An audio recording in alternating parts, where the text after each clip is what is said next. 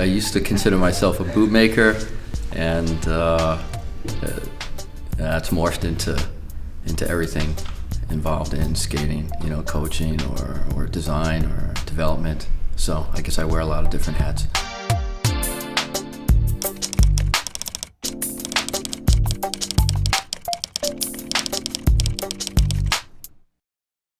I started skating relatively late, I think, for the sport. I was about 14, 15 years old, and I didn't know very much about the sport, but I had seen some short track at that time, just called indoor skating versus outdoor skating, and I didn't have a very good pair of skates, so one of my first projects when I was 15 was to take apart an existing pair of skates and make a custom pair for myself. In the beginning, it was just a way for me to have better equipment, or hopefully the best equipment for myself, have some type of advantage. It wasn't with the intent of doing it as a business. I was very, very reluctant to build for anyone else, only because I knew how difficult they were to fabricate, and I certainly didn't see it as a job. Or even a hobby. It was more just out of necessity in the beginning, and I rejected a lot of requests early on to build skates for anyone else because it was too difficult.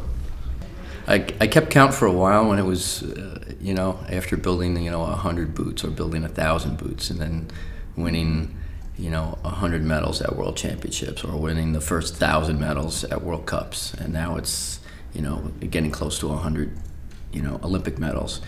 And I've lost count of how many and where, and national titles, and now it's too numerous. I'm very proud. Now it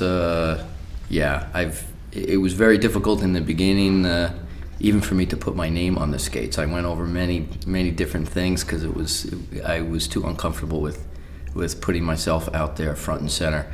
And the same thing with skaters' performances. I'm not comfortable with taking credit for the true hard work that they have to do, but I am proud of having played a small role.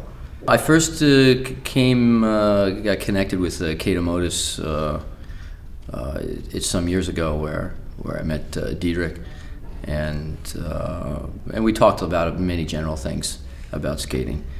I think both of us share a passion for the sport that goes beyond just being in business.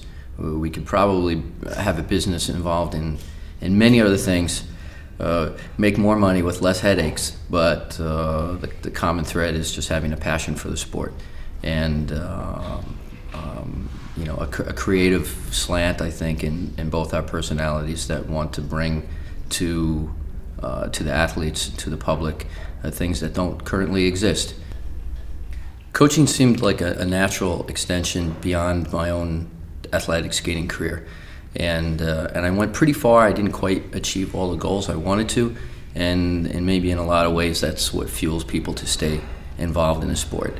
And maybe if I had achieved everything as an athlete, maybe I would have been gone, but I didn't, and so it encouraged me to pursue things from a technological standpoint, continue to develop products, but it also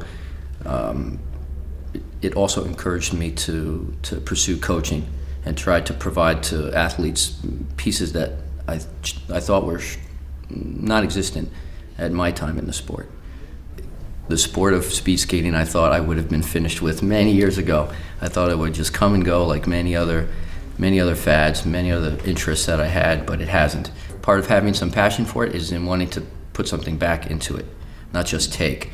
It's provided me a lot, but my passion is to try to provide, create things that can enhance or help someone else, whether it's a product or coaching or anything.